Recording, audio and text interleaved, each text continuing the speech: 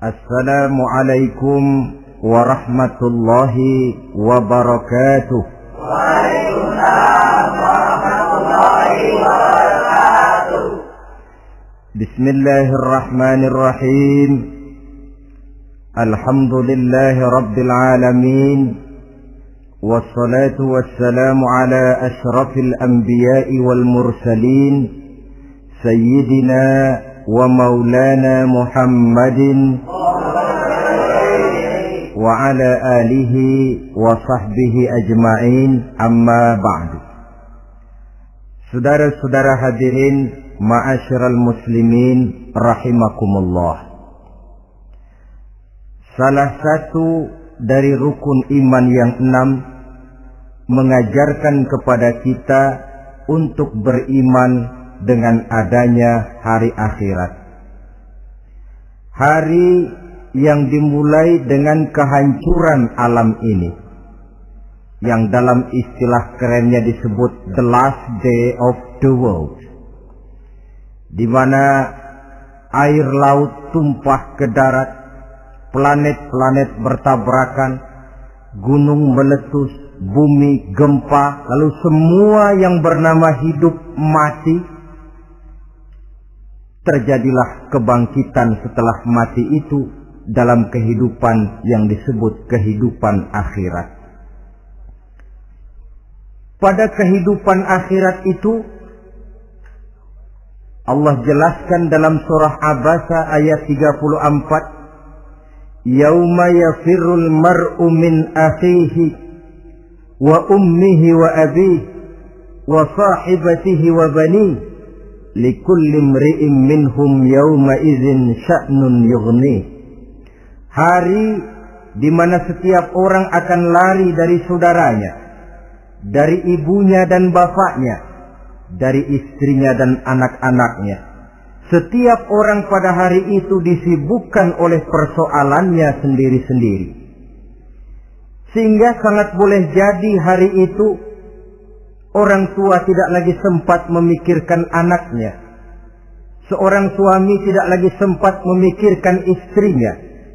Seorang teman pun tidak akan sempat memikirkan teman.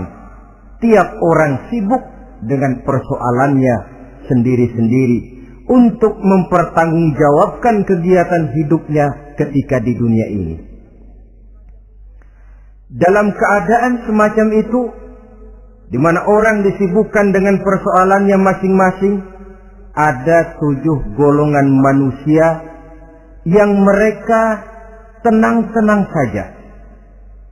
Orang lain bingung, mereka kalem. Orang lain kepanasan, mereka mendapat keteduhan. Siapa mereka? Inilah yang akan kita jadikan pembicaraan pada pertemuan kita kali ini. Bersumber dari sebuah hadis di mana bersabda Rasulullah sallallahu alaihi wasallam, Sab'atun yudhilluhumullahu yawma la zilla illa zilluh. Ada 7 golongan manusia, kata beliau, yang di akhirat nanti akan langsung mendapat perlindungan dari Allah. Padahal hari itu tidak ada lagi perlindungan selain perlindungan Allah. Sehingga lantaran Allah langsung yang melindungi mereka, maka mereka tidak merasakan lagi kepanasan akhirat. Mereka tidak lagi merasakan kebingungan.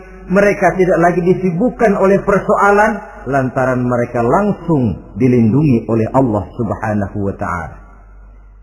Siapa gerangan yang 7 orang ini? Marilah kita lihat satu persatu dengan harapan mudah-mudahan kita termasuk salah satu di dalamnya. Amin ya rabbal alamin. Manusia pertama yang langsung mendapat perlindungan dari Allah, kata Nabi, imamun adil. Pemimpin yang adil. Siapa sih pemimpin itu? Dan apa artinya adil? Saudara hadirin, Secara umum yang dinamakan adil ialah at-tawassut bainal amraini. Orang yang pandai mengambil sikap jalan tengah dari dua persoalan yang dihadapinya. Biasanya tidak berat ke kiri, juga tidak berat ke kanan. Itu yang disebut adil. Orang yang tidak hanya sekedar bisa menuntut kewajiban dari seseorang, tapi juga bisa memberikan hak kepada orang itu juga disebut adil. Lalu pemimpin itu siapa? Setiap kita adalah pemimpin. Yang besar kecilnya kepemimpinan kita bergantung kepada apa yang kita pimpin. Dan sudah barang tentu bahwa setiap pemimpin akan dimintakan pertanggungan jawab dari apa yang dipimpinnya. Seorang pemimpin yang adil, dia menaungi orang-orang yang dipimpinnya dalam kehidupan di dunia ini. Pantas kalau di akhirat nanti Allah langsung menaungi mereka. Oleh karena itu, pemimpin merupakan suatu amanah. Jabatan di samping dia merupakan amanah juga merupakan nikmat. Dan nikmat itu akan bergantung kepada pandai atau tidak kita mensyukurinya. Beberapa contoh dalam sejarah bisa kita lihat. Seorang bernama Umar bin Abdul Aziz. Pada saat beliau secara aklamasi dipilih menjadi pemimpin, menjadi presiden, ucapan yang pertama keluar dari mulutnya, Inna lillahi wa inna ilaihi raji'un. Coba bayangkan ini. Dipilih jadi pemimpin, diangkat jadi presiden, bukan alhamdulillah, malah inna lillahi wa inna ilaihi raji'un. Kenapa? Dia anggap jabatan itu adalah amanah. Menyia-nyiakan amanah berarti khianat, dan khianat ini adalah dosa besar. Pantaslah kalau Allah Subhanahu wa taala memperingatkan, nikmat bisa saja berubah menjadi azab kalau kita tidak pandai mensyukurinya. La in syakartum la azidannakum wa la in kafartum inna azabi lasyadid. Kalau kamu pandai bersyukur, aku tambah nikmatku. Tapi kalau kamu tidak pandai bersyukur, kamu ingkar, kamu lupakan nikmat Allah, awas, azabku amat pedih, kata Allah. Jadi berdasarkan logika dari ayat ini bisa kita katakan orang kaya. Ada orang kaya nggak di sini? Ada orang kaya nggak? Yang kaya tolong dengerin. Orang kaya itu bisa masuk surga karena hartanya. Pun orang kaya banyak yang masuk neraka juga gara-gara hartanya. Tergantung syukur apa tidak syukur. Orang alim, ada yang alim di sini? Ada. Tolong dengerin orang alim, yang ustadz, yang kiai. Orang alim bisa saja masuk surga karena ilmunya, dan orang alim pun bisa masuk neraka karena ilmunya. Pejabat, ada pejabat? Pejabat itu bisa masuk surga karena jabatannya. Pun pejabat itu bisa masuk neraka karena jabatannya, bergantung syukur apa tidak. Kalau ada orang kaya, hartanya didapat dari jalan yang halal, berusaha menurut yang disyariatkan oleh Allah. Lalu hartanya itu tidak cuma untuk ditumpuk 7 turunan, namun juga berfungsi sosial. Dia bantu pembangunan masjid, dia makmurkan majelis taklim, dia santuni yatim piatu. Orang kaya macam itu dengan hartanya, insya Allah bisa sampai ke surga. Tapi kalau ada orang kaya, hartanya didapat dari segala macam cara, asal harta tercapai segala cara halal. Perlu jilat atas, perlu injak bawah, perlu sikut kiri kanan, sikut kiri kanan. Setelah dapat harta lalu pelitnya 17 setan. Tidak mau zakat, infak, apatah lagi sedekah. Orang kaya macam itu dengan hartanya bisa masuk neraka. Na'udzubillah min. Ada orang alim, dengan ilmunya dia bimbing umat. Dia katakan yang halal itu halal, yang haram itu haram. Dia katakan yang hak itu adalah hak, yang batil adalah batil. Dia tidak peduli apapun resikonya. Orang alim semacam itu dengan ilmunya bisa sampai ke surga. Tapi kalau ada orang alim, dengan ilmunya dia malah membodoh-bodohi orang yang memang sudah bodoh. Yang halal dibilang haram, yang haram dibikin remeng-remeng. Menjadi penjilat kesana kemari. Orang alim semacam itu bisa masuk neraka karena ilmunya. Begitu juga pejabat, pemimpin. Kalau dengan jabatannya sebagai pemimpin dia berlaku adil, menaungi rakyatnya. Orang besar salah dihukum, orang kecil salah juga dihukum. Tidak hanya pandai menuntut kewajiban, tapi juga pandai memberikan hak. Pemimpin yang adil semacam ini mensyukuri nikmatnya jabatannya, dia bisa sampai ke surga karena jabatannya. Tapi kalau dengan jabatannya dia berlaku sewenang-wenang, yang besar salah didiamkan, yang kecil salah segera ditegakkan hukum. Hanya pandai menuntut kewajiban dari rakyatnya, tapi tidak pandai memberikan hak. Maka pemimpin semacam ini lantaran tidak pandai mensyukuri nikmat, bisa saja nikmat itu berubah menjadi azab. Oleh karena itu saudara-saudara, pemimpin menaungi rakyat. Pantas kalau di akhirat nanti Allah langsung menaungi beliau. Siapa pemimpin? Tiap kita. Bapak pemimpin di rumah tangganya, ibu pemimpin bagi anak-anaknya, Pak Lurah memimpin di kelurahannya, Pak Camat memimpin di kecamatannya, pemuda pemimpin bagi dirinya sendiri, akan dimintakan pertanggungan jawab. Kalian para remaja yang hadir di sini memimpin dirimu sendiri. Kau akan ditanya, tanganmu kau lebih banyak gunakan buat apa? Kakimu lebih banyak kau bawa jalan kemana? Lidahmu lebih banyak membicarakan apa? Dan hari pertanggungan jawab nanti kalian jangan berharap akan ada saksi dari luar. Saksinya anggota badan kita sendiri. Dalam surah Yasin Allah jelaskan, Al-yawma nakhtimu ala afwahihim wa tukallimuna aydihim wa tashhadu arjuluhum bima kanu yaksibun. Ada kan di surah Yasin? Ayat berapa? Pokoknya Yasin dah.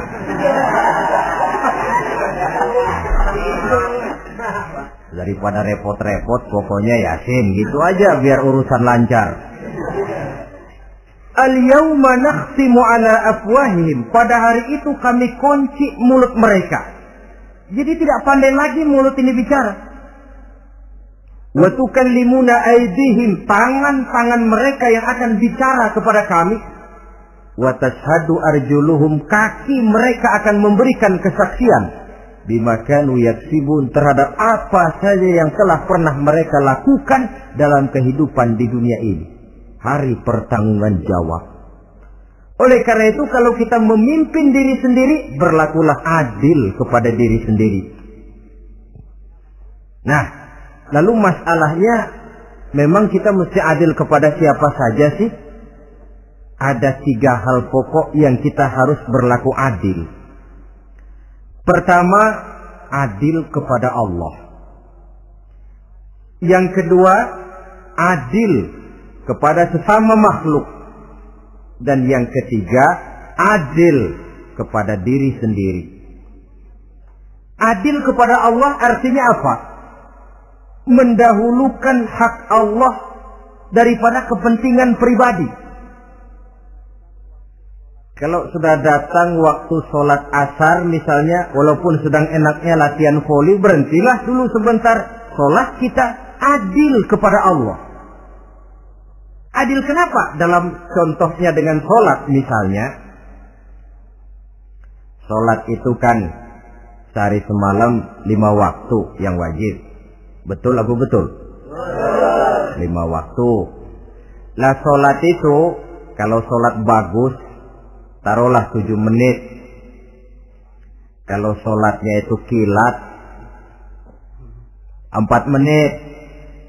Ada lagi yang kilat khusus,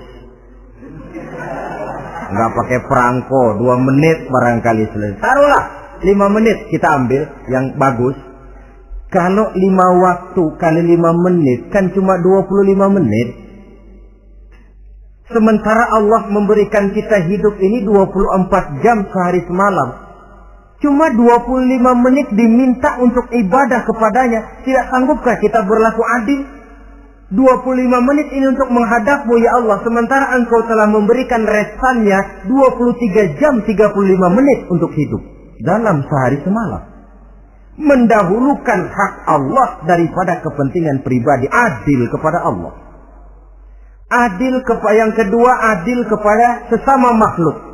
Adil kepada manusia, adil kepada binatang, adil kepada alam. Yang kalau prinsip keadilan itu kita langgar akan membawa efek bagi diri kita juga. Manusia sekarang kan tidak adil kepada alam. Misalnya apa? Hutan ditebangi secara liar. Gunung-gunung menjadi gundul. Akibatnya ketika turun hujan terjadi erosi. Banjir melanda kemana-mana. Tanah longsor terjadi.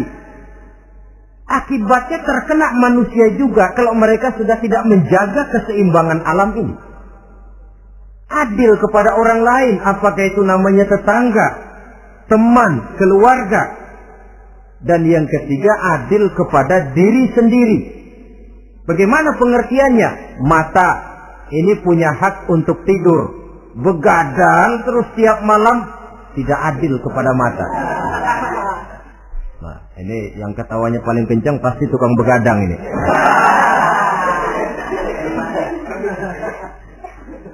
Perut ini punya hak untuk tidur. Puasa saja siang malam, mengurangi hak perut. Adil kepada diri sendiri. Untuk kehidupan yang akan datang di akhirat, pasti akan kita temui. Kita yakini keberadaannya. Yang oleh karena itu, kalau kebetulan kita ini adalah pemimpin, sekurang-kurangnya pemimpin bagi diri sendiri, marilah kita berusaha menjadi pemimpin yang adil. Supaya nanti di akhirat, Allah Subhanahu wa ta'ala memberikan perlindungan langsung kepada kita. Amin ya rabbal alamin. Ini yang pertama. Lalu yang kedua, orang yang akan langsung mendapat perlindungan dari Allah, syab nasha'a fi ibadatillah. Orang muda yang tekun beribadah kepada Allah. Anak muda yang rajin ibadah. Kenapa kok Nabi bilang anak muda, bukan orang tua? Apa orang tua yang rajin ibadah Allah nggak senang? Tentu Allah senang. Cuma Allah lebih senang lagi kalau ada anak muda yang rajin ibadah. Sebab apa? Kondisi psikologis. Kalau ada orang tua rajin ibadah itu mah pantas. Emang udah waktunya. Ada orang sembayangnya rajin, masuk masjid, masuk maghrib, keluar isya, malam tahajud, tahlilnya mantap. Umurnya berapa? 70. Enggak istimewa. Itu memang sudah mestinya. Lagian kalau sudah 70 masih bandel aja, kapan mau taubat? Tapi kalau ada anak muda, darahnya masih mengalir dengan panas, dia masih berusaha mencari bentuk-bentuk kepribadian dalam dirinya. Dia masih mudah terpengaruh oleh lingkungan, tapi dia sanggup memblokir itu, disalurkannya di jalan Allah. Dia tekun beribadah. Allah cinta betul pemuda semacam itu. Sehingga nanti di akhirat mereka langsung mendapat perlindungan dari Allah Subhanahu wa ta'ala. Selalu pembangunan yang mengarah kepada modernisasi diikuti dengan proses pergeseran nilai. Dalam kondisi semacam ini, kehidupan remaja, pemuda yang masih mencari identitas dan pembentukan kepribadiannya mudah terpengaruh oleh hal-hal yang ada di sekelilingnya. Sehingga sangat boleh jadi apa yang dianggap orang dulu tabu, lalu dianggap biasa. Yang aneh-aneh malah dijadikan model. Yang dilarang malah nekat diterjang. Di mana norma dan kaedah-kaedah moral tidak lagi mendapat perhatian yang wajar. Dalam kondisi semacam ini terjadilah proses peluncuran moral. Dan hampir di mana-mana kehancuran suatu bangsa dimulai dengan kehancuran moral daripada generasi mudanya.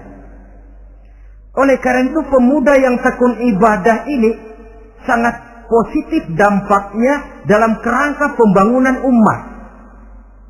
Pak, ibadah itu apa sih? Kalau jadi pemuda yang tekun ibadah, apa kemana-mana mesti bawa tasbih? Mungkin. Apa mesti pakai peci terus? Boleh jadi.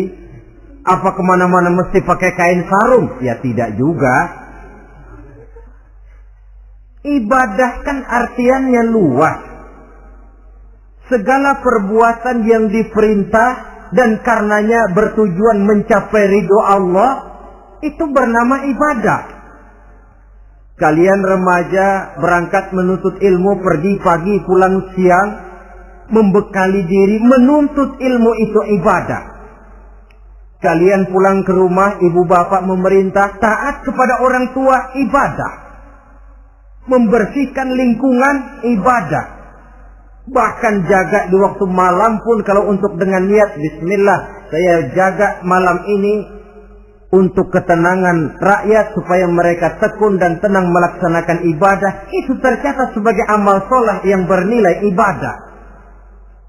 Jadi tidak cuma sekedar sujud, tidak cuma sekedar baca Quran.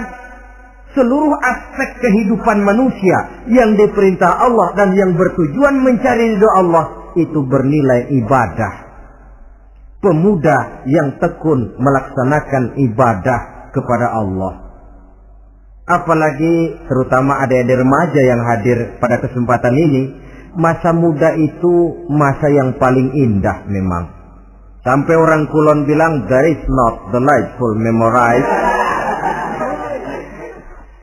Ya Barat itu kan Kulon. Saya lebih senang pakai orang Kulon saja. There is not delightful memorize and then the youth moment.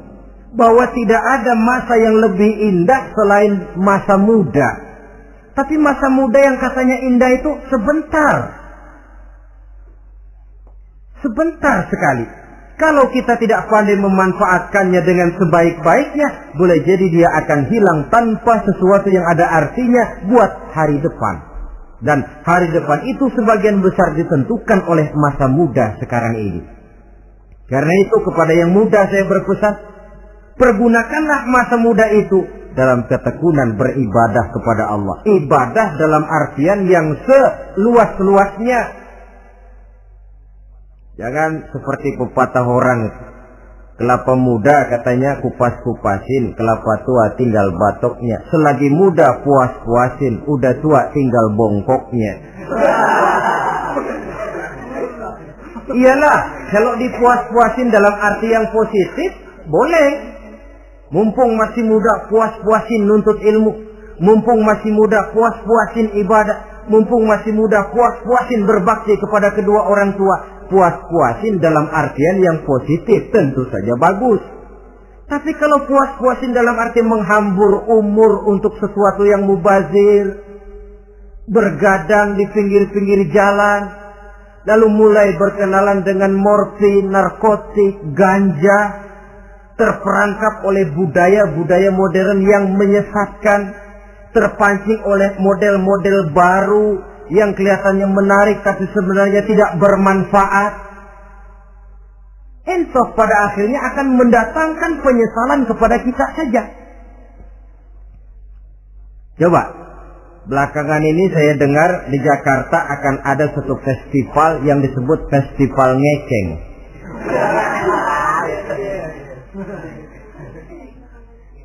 Ngeceng ini kalau bahasa gampangnya nampang. Jadi itu biasanya muda-mudi diri di pinggir-pinggir jalan, pakai kacamata hitam, pakaian warna-warni, rambut dicat sedemikian rupa supaya menarik perhatian. Mereka diri di pinggir-pinggir jalan, nampang, istilah ngepopnya ngeceng katanya. Oh, ini mau diadakan festival, secara langsung atau tidak, festival ini kan mempopulerkan ngeceng jadinya. Yang tadinya orang awam nggak kenal, lantaran diangkat ke permukaan jadi terkenal. Kalau sudah terkenal lalu jadi mode, kalau sudah jadi mode, latahan. Boleh jadi nanti akhirnya ngeceng masuk desa. Bukan cuma sekedar ABRI masuk desa, bukan cuma sekedar koran masuk desa, ngeceng pun bisa saja masuk desa. Banyak saluran-saluran positif yang sesuai dengan kreativitas jiwa remaja.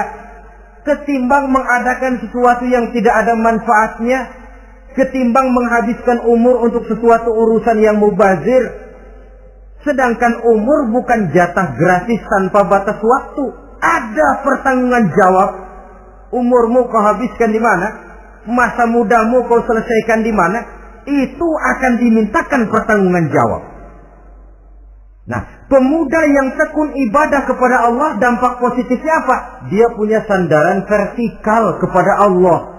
Jiwanya besar, jiwanya mandiri.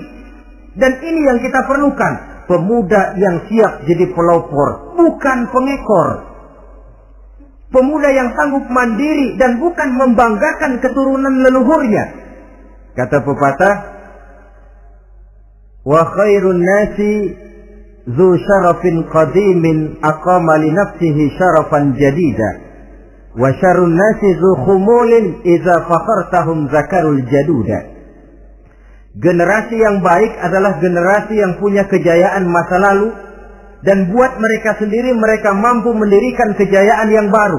Artinya nenek moyangnya memang orang-orang terhormat, tapi dia mampu mandiri mendirikan kehormatan itu bagi pribadinya. Sebaliknya, generasi yang paling jelek adalah generasi pemalas. Yang kalau orang lain kelihatan lebih hebat, dia sebut-sebut nenek moyangnya. Lu sih belum apa-apa, bapak gua dong. Bapak gua katanya. Lu sih belum apa-apa, om saya dong. Tante saya dong. Kerjanya cuma membangga-banggakan leluhur. Dia sendiri tidak ada apa-apanya. Ini generasi yang paling jelek. Kalau orang kelihatan lebih hebat, dia sebut leluhurnya. Sementara dia sendiri nol nilainya, tanpa ditunjang oleh fasilitas leluhurnya. Pasukan pemuda mandiri macam ini yang kita perlu. Bukan sekedar pasukan pemuda oke bos, kulun nuwun, yes sir, yes man, kumaha juragan wae.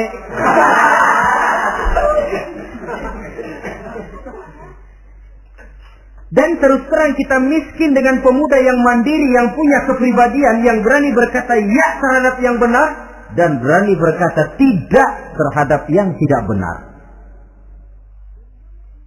Dari mana ini didapat? Sandaran vertikal dalam bentuk ibadah kepada Allah akan memantapkan jiwa, membersihkan hati, sehingga dia akan berfungsi seperti radar.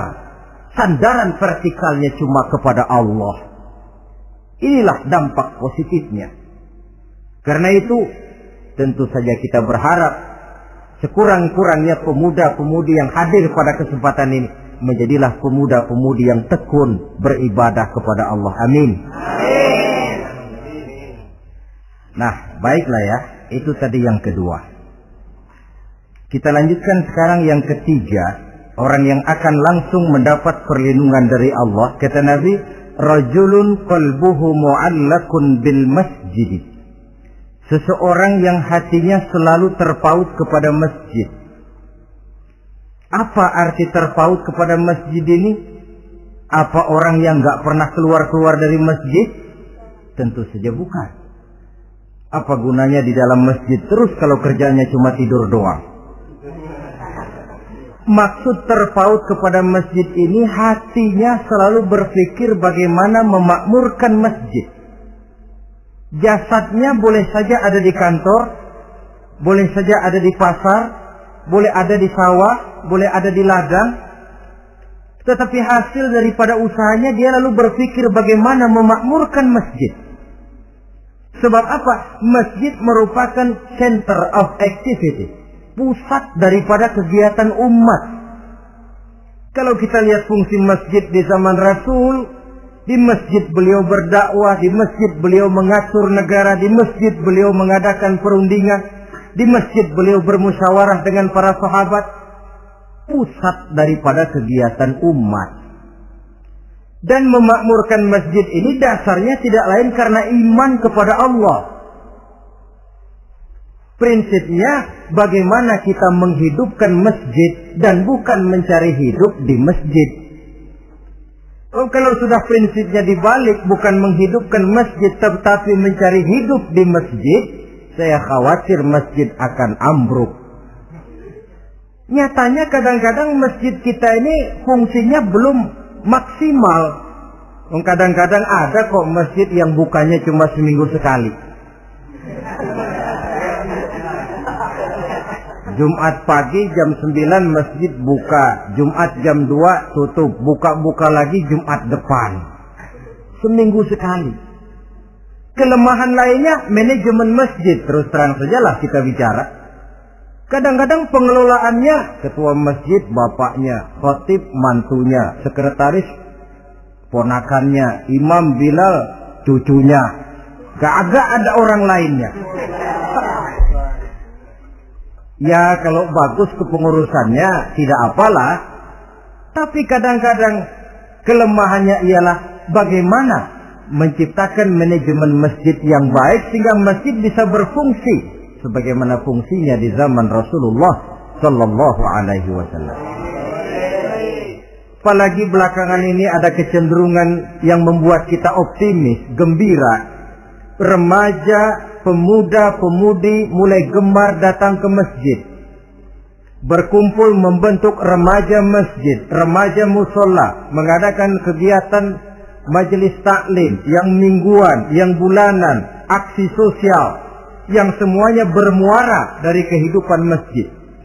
Sesuatu yang menggembirakan. Dan sudah sepatutnya para pengelola masjid membuka pintu untuk bisa mengatur masjid menurut manajemen yang diharapkan oleh umat. Karena bagaimanapun di masjid dua jalur komunikasi, bahasa kerennya two-way traffic communication, itu bisa kita laksanakan. Yaitu hablum minallah wa hablum minan nas. Berhubungan kepada Allah dan berhubungan kepada sesama manusia bisa terlaksana di masjid. Berhubungan dengan Allah jelas saja lewat sholat misalnya. Berhubungan dengan sesama manusia jelas saja lewat musyawarah, lewat majelis taklim, lewat kegiatan-kegiatan yang mensiarkan agama. Dan begitu selanjutnya. Saudara hadirin yang saya hormati, memakmurkan masjid sebagai rumah Allah. Sebab dalam hadis kursi Allah katakan, inna buyuti fil ardi al masajid wa inna zuwari fiha ummaruha. Rumahku di permukaan bumi adalah masjid-masjid, kata Allah. Dan orang-orang yang memakmurkan masjid, orang yang datang ke masjid adalah tetamuku. Kalau Allah memerintahkan kita menghormati tamu, tentu Allah lebih tahu bagaimana menghormati tamunya sendiri. Allah mengajarkan kita, hormatilah tamumu. Sekarang kita yang menjadi tamunya Allah dengan datang ke masjid, dengan memakmurkan masjid, Allah lebih tahu menghormati tamunya. Ini yang ketiga. Yang keempat, hadirin, orang yang langsung mendapat perlindungan dari Allah itu rajulani tahabba fillahi ijtama'a alaihi wa tafarraqa alaihi. Dua orang yang menjalin persaudaraan, yang bertemu dan berpisah karena Allah, bersaudara karena Allah. Bukan karena orang punya pangkat tinggi lalu kita temani, bukan karena orang kaya lalu kita dekati, tetapi karena Allah. Kau di jalan Allah, mari kau saudara saya. Kau keluar dari jalan Allah, maaf sajalah, bawalah dirimu sendiri, saya akan membawa diri saya. Lebih baik sendiri daripada berteman jahat. Berdua memang lebih baik daripada sendiri, tapi sendiri lebih baik daripada berteman jahat. Maksudnya apa ini? sederhana dalam benci, sederhana dalam cinta. Ukurannya Allah. Al-Quran mengisyaratkan, wa asa an tuhibbu syai'an wa huwa syarrul lakum, wa asa an takrahu syai'an wa huwa khairul lakum. Sangat boleh jadi, kata Allah, kamu menyenangi sesuatu padahal akibatnya tidak baik bagi kamu. Dan sangat boleh jadi kamu membenci sesuatu padahal akibatnya baik bagi kamu. Nah, mari kita lihat.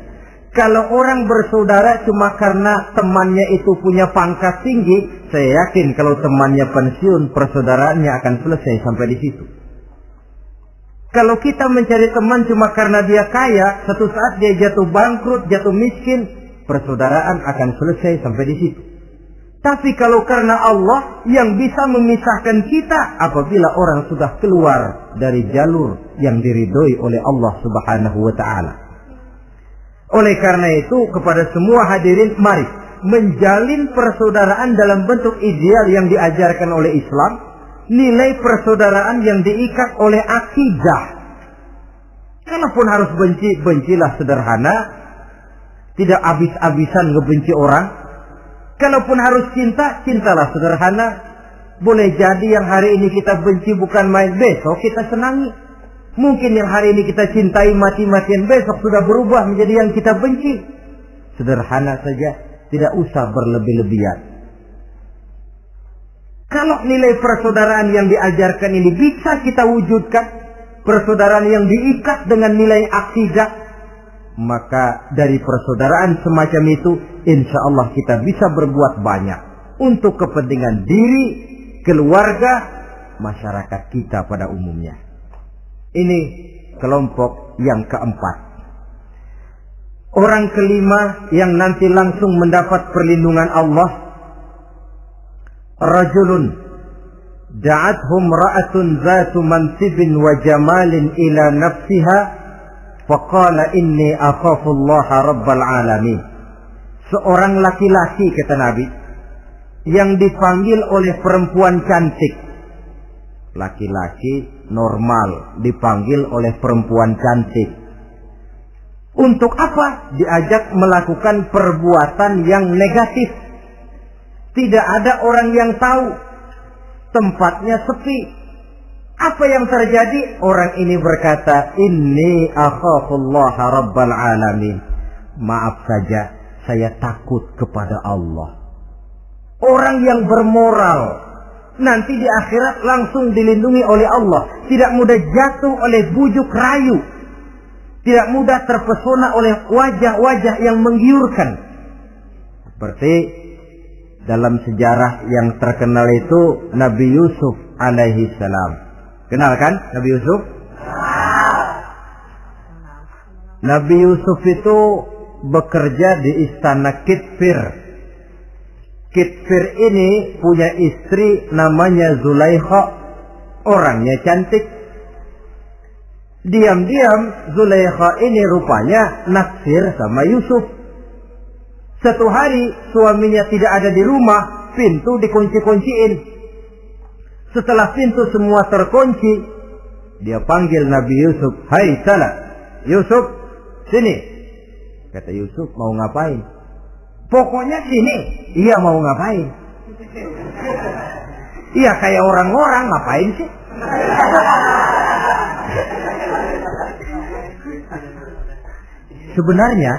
Sebenarnya ini Zulaikha senang kepada Yusuf, Yusuf pun demikian. Walaqad hammat bihi wa hamma biha. Zulaikha menyenangi Yusuf, Yusuf pun menyenangi Zulaikha. Tapi apa? Walaula an ra'a burhana rabbih. Andai kata Yusuf tidak melihat peringatan Tuhannya, letter S. Yusuf, ini bukan pekarangan ente, dilarang parkir di sini. Sehingga walaupun tidak ada yang tahu, tidak ada yang melihat, Nabi Yusuf selamat dari bujuk rayu Zulaikha. Mempertahankan nilai-nilai moral di tengah kemajuan zaman memang merupakan pekerjaan yang tidak ringan. Merupakan pekerjaan yang sangat berat. Akan ada saja cobaan, akan ada saja gangguan yang kita temui di sepanjang perjalanan hidup ini. Tapi sebaliknya, kalau orang sudah tidak lagi menjunjung moral yang tinggi, lalu hidup menurut selera sendiri-sendiri, ya kita lihatlah lahirnya kebudayaan kumpul kebo yang diawali dengan free sex yang mengarah kepada summon living alias hidup bersama tanpa nikah. Memang sebabnya boleh jadi macam-macam. Mungkin karena broken home, nggak merasa diperhatikan di rumah, ibu bapak sibuk, lalu anak mencari kesibukan sendiri. Mungkin karena tekanan ekonomi dalam kehidupan miskin, lalu ada yang menawarkan kerjaan, tidak taunya malah dilemparkan ke lembah hitam. Mungkin juga karena pengaruh pergaulan dari lingkungan baik-baik, lalu berteman dengan yang tidak baik, hanyut di telan arus pergaulan. Mungkin juga pengaruh kebudayaan yang dia tonton, buku yang dia baca, film yang dia lihat, ikut mewarnai dan membentuk kepribadiannya. Tapi apapun alasannya, satu hal yang jelas, semuanya berangkat dari rapuhnya pegangan orang kepada nilai-nilai agama. Sebab sumber nilai moral yang tertinggi tidak lain agama adanya. Intinya apa? Intinya tidak lain, orang yang beragama itu meyakini bahwa kemanapun dia pergi, dimanapun dia berada, Allah selalu melihat yang dia lakukan. An ta'budallaha ka'annaka tarahu fa illam takun tarahu fa innahu yaraka. Begitu yang kita pelajari dalam ihsan.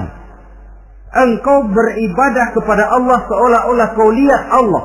Kalaupun Allah tidak kau lihat, yakinlah Allah melihatmu. Jadi kalau saya sendiri, yang kedua itu Allah. Dibujuk rayu oleh cewek cakep, ayo dah bang, gak ada orang, kita cuma berdua. Dia bilang enggak, kita enggak berdua, bertiga. Berdua bang, bertiga. Yang ketiga siapa? Lu, gue, Allah, tiga.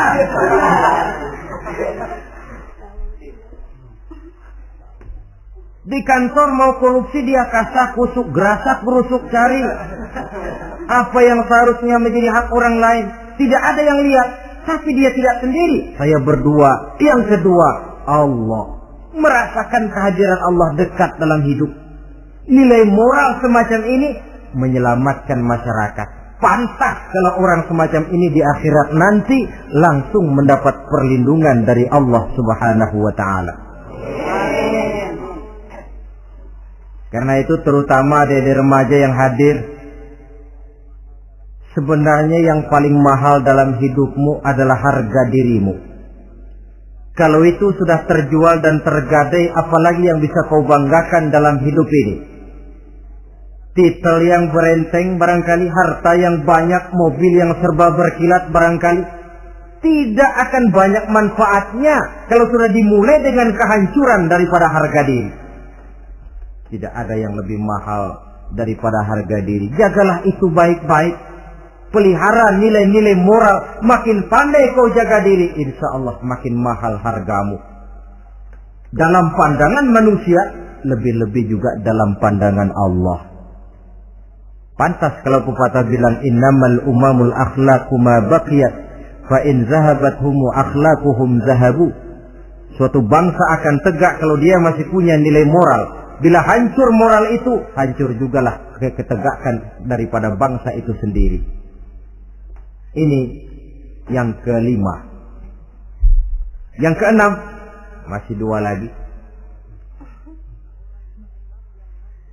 Orang keenam yang nanti akan langsung mendapat perlindungan dari Allah, rajulun zakarallaha khalian fafadat ainahu. Seseorang yang mengingat Allah dalam kesunyian, lalu berlinang air matanya. Tengah malam dia bangun, bertahajud dia kepada Allah. Gemersik tikar tersentuh tangan, laksana lambaian tangan malaikat maut nak datang merenggut nyawa. Terbayang segala dosa dan kesalahan, tergambar semua kekeliruan yang dilakukan dalam hidup. Lalu air mata pun tanpa terasa berurai membasahi pipi. Orang yang mengingat Allah dalam kesunyian. Saudara, tidak ada orangnya itu yang tidak punya dosa. Coba saya mau tanya, yang kumpul di sini ada nggak orangnya yang nggak punya dosa? Tidak ada. Dan memang orang yang baik itu bukan orang yang tidak punya dosa. Sebab tidak ada orang yang tidak punya dosa. Orang yang baik adalah orang yang apabila dia melakukan dosa, dia segera sadar, dijadikannya itu sebagai pelajaran untuk tidak diulanginya lagi pada masa yang akan datang. Dengan kata lain, mengingat Allah dalam kesunyian itu artinya bertaubat. Ini kan anak muda sekarang nih, kalau diajak bicara taubat, taubat mah urusan 70 ke atas, Pak. Kita ini masih lama. Padahal masalah taubat bukan masalah tua. Masalah taubat adalah masalah dosa, dan masalah dosa adalah masalah manusia sejak dia akil balik sampai dengan kehidupannya yang sekarang. Sengaja atau tidak, besar atau kecil, ringan atau berat, tiap kita mesti mempunyai yang namanya dosa. Allah Maha penerima taubat sepanjang nafas belum sampai di kerongkongan. Jadi kalau nafas sudah sampai di tenggorokan, baru kita mau melaksanakan yang namanya taubat. Kasihlah itu.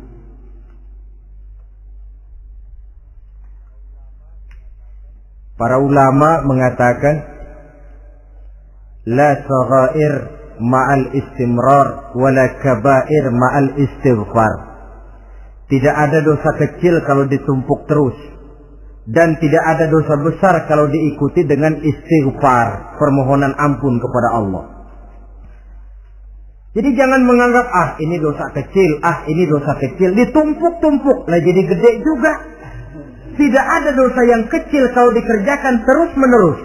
Dan tidak ada dosa yang besar kalau diiringi dengan istighfar. Dalam kehidupan ini, apabila dosa sudah bertumpuk, maksiat merajalela, munkarat menjadi jadi, Allah tidak akan segan-segan menurunkan azab. Azabnya itu bisa dalam bentuk bencana alam, banjir namanya, kebakaran merajalela namanya, gempa bumi namanya, bendungan pecah namanya, reaktor atom bocor namanya. Namanya boleh jadi macam-macam. Sebab apa? Al-Quran memberikan jaminan, wa ma kana Allahu liyu'adzibahum wa hum yastaghfirun. Allah tidak akan menurunkan azab selama di tengah masyarakat manusia masih banyak orang yang istighfar kepada Allah. Jadi hakikatnya kita ini berhutang jasa kepada orang yang rajin sujud, rajin mohon ampun kepada Allah. Lantaran mereka barangkali azab tidak diturunkan oleh Allah kalau melihat banyaknya sudah munkarat dan maksiat. Mengingat Allah dalam kesunyian, tengah malam, waktu yang mustajabah, terutama sepertiga malam yang akhir, situasinya lain. Gak percaya boleh coba, nyoba kan gak bayar.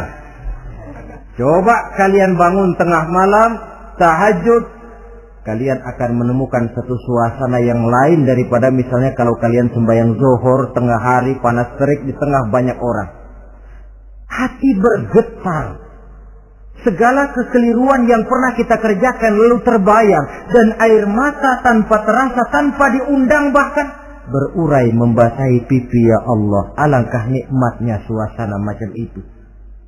Menciptakan perasaan dekat dengan Allah. Terwujud kedamaian batin. Dan ini yang banyak dicari orang sekarang. Yang kadang-kadang karena terlalu ingin mencari kedamaian lalu keliru jalan. Yang bertapa di gua-gua katanya nyepi dari kehidupan manusia. Memencilkan diri dengan cara-cara yang mereka atur sendiri. Tidak macam itu. Quran punya resep. Ala inna bi dzikrillahi tatmainnul qulub. Ketahuilah dengan banyak mengingat Allah, hati menjadi tenang, jiwa menjadi lapang, pikiran menjadi damai. Ini resep Islam untuk mencapai ketenangan jiwa. Mengingat Allah dalam kesunyian. Saudara hadirin yang saya hormati, ini aspek daripada ibadah. Jadi dengan kata lain, masalah Mengingat Allah dalam kesunyian, mengingat dosa, bukan urusan orang tua, tapi masalah manusia. Siapapun adanya, sejak dia akil balik, mesti entah kecil besar, entah sedikit, entah banyak, ada kesalahan yang dilakukannya. Karena itu, kalau kita masih diberikan kesempatan untuk hidup, artinya Allah masih memberikan kesempatan kepada kita untuk memperbaiki diri. Nanti kalau sudah sangkakala ditiup, alam hancur seperti yang saya jelaskan di awal tadi, sudah tidak sempat lagi, yang tinggal menyesal. Ada yang meratap lalu berkata, ya laitani kuntu turaba, dalam Quran. Aduh, andai kata kita bisa balik jadi tanah aja dah dulunya, jangan jadi orang. Kalau dulu kita tetap jadi tanah mah nggak tanggung jawab apa-apa. Dijadiin orang sekarang mesti tanggung jawab, bagaimana ini? Bingung. Ada yang berkata, ma aghna anni maliya halka anni sultaniyah.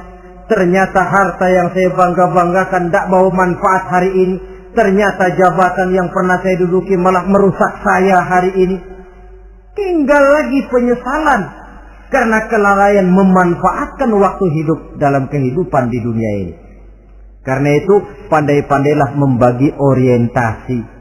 Ada saatnya kita sibuk tenggelam dalam berbagai urusan dunia, lain saat tenggelam dalam kefanaan dan kesunyian, membekali diri untuk kehidupan akhirat nanti. Sebentar meninggalkan dunia, rekes kepada Allah, mi'raj, naik menghadap Allah, supaya terwujud keseimbangan untuk mencapai fid dunya hasanah wa fil akhirati, kebahagiaan dan kebaikan di dunia maupun di akhirat nanti. Inilah golongan yang keenam, orang yang langsung mendapat perlindungan Allah, yang mengingat Allah dalam kesunyian. Yang ketujuh, yang terakhir, orang yang langsung mendapat perlindungan dari Allah di akhirat nanti, rajulun tasaddaqa bi sadaqatin fa akhfaha hatta la ta'lama shimaluhu ma tunfiqu yaminuhu. Seseorang yang bersedekah lalu dia ikhlas dengan sedekahnya sehingga tangan kirinya tidak tahu apa yang diberikan oleh tangan kanannya. Orang yang pemurah, orang yang menyadari bahwa apapun yang dia punya dalam hidup ini cuma sekedar titipan. Fungsinya lalu seperti keran, menyimpan air tapi untuk disalurkan lagi kepada orang yang memang memerlukannya. Alangkah nikmatnya kalau Allah memberikan kepercayaan kepada kita untuk menjadi penyalur, distributor rezeki. Kalau kita ingat kemari, berpikir ke sini, kita tidak akan sayang lagi. Enak saja yang peras keringat banting tulang cari rezeki saya, sampean datang-datang mau minta. Lah, mungkin rezeki dia, tapi lewat tangan kita. Satu kehormatan dari Allah kalau kita dijadikan seperti keran, menyimpan air, tapi tidak untuk dirinya sendiri, disalurkannya kepada orang-orang yang memang memerlukannya.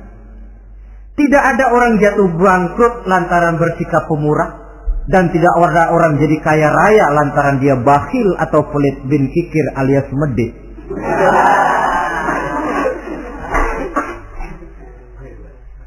Dalam kitab Riyadhus Shalihin kita baca, tiap pagi ke alam ini turun dua malaikat.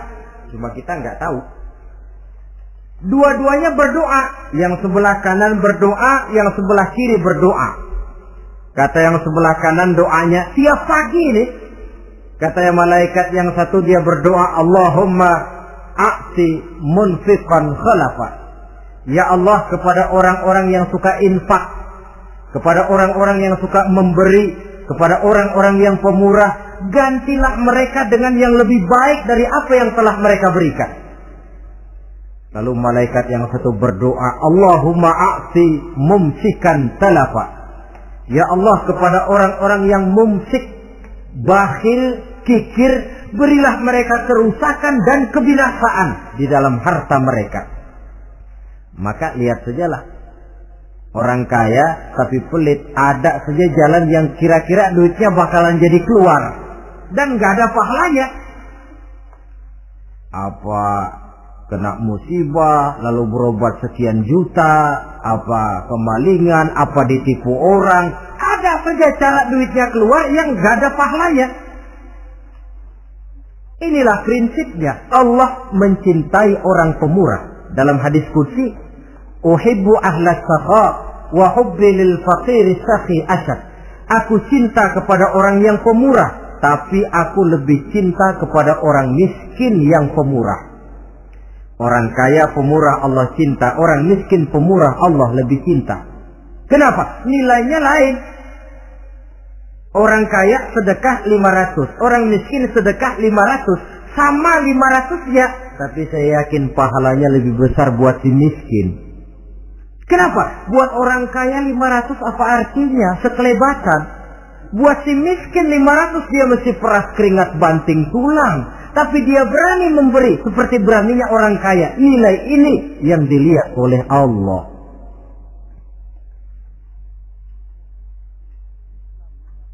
Islam mengakui hak milik pribadi, tapi harus berfungsi sosial. Di dalam harta yang kita miliki itu ada haknya masjid, ada haknya yatim, ada haknya madrasah. Dan Allah Subhanahu wa ta'ala bisa, saya katakan di awal tadi, merubah nikmat menjadi azab kalau kita tidak pandai mensyukurinya. Bersyukur kalau diberikan harta artinya mempergunakan harta itu sesuai dengan kehendak yang memberinya. Allah memberikan harta kepada kita. Apa yang Allah kehendaki? Supaya harta itu berfungsi sosial. Milik pribadi silakan, tapi berfungsi sosial dalam kehidupan. Kita terus terang saja, umat Islam ini bukan tidak punya potensi, tapi tidak pandai menginventarisir potensi. Apa tidak ada orang Islam yang kaya? Banyak. Yang belum banyak yang mau berbuat atas nama dan untuk kepentingan agamanya. Kalau buat pribadinya berani bukan main. Itulah yang sering diungkapkan orang, pembangunan pesantren terlunta, ya, asrama yatim piatu tidak terurus. Ada orang membangun masjid, meletakkan batu pertama sekaligus jadi batu terakhir. Setelah itu la yamutu wa la yahya, mau dibilang hidup tidak kelihatan geraknya, mau dibilang mati pun tidak ketahuan kuburannya. Kurangnya kesadaran akan arti amanah dan titipan dari Allah. Lahirlah korun-korun abad 20. Kalian tahu sejarah korun? Saking kayanya korun, kunci gudang hartanya itu saja onta yang bawa. Itu baru kunci itu. Onta yang bawa. Ketika orang tanya, "Anna laka hadza ya korun?" Hartamu begini banyak, dari mana kau dapat korun? Ya saya usaha, tidak ada hubungannya sama Tuhan katanya. Apa yang terjadi? Lantaran kekurang ajarannya melupakan nikmat, korun dan seluruh harta bendanya ditenggelamkan Allah oleh gempa bumi. Makanya orang sekarang kalau dia maco ketemu harta, apa katanya? Gue dapat harta karun. Peninggalan si korun itu barangkali dahulunya. Saudara-saudara, oleh karena itu, kalau kita oleh Allah diberikan amanah berupa harta, pandailah bersyukur dan jadilah orang yang ikhlas dalam bersedekah. Nah, inilah pertemuan kita pada kali ini. Walaupun singkat, mudah-mudahan sekali lagi kita termasuk salah satu di antara 7 golongan yang di akhirat nanti langsung mendapat perlindungan dari Allah. Terima kasih banyak atas segala perhatian. Mohon maaf atas segala kekurangan. Usikum wa nafsi bitaqwallah. Wassalamualaikum warahmatullahi wabarakatuh.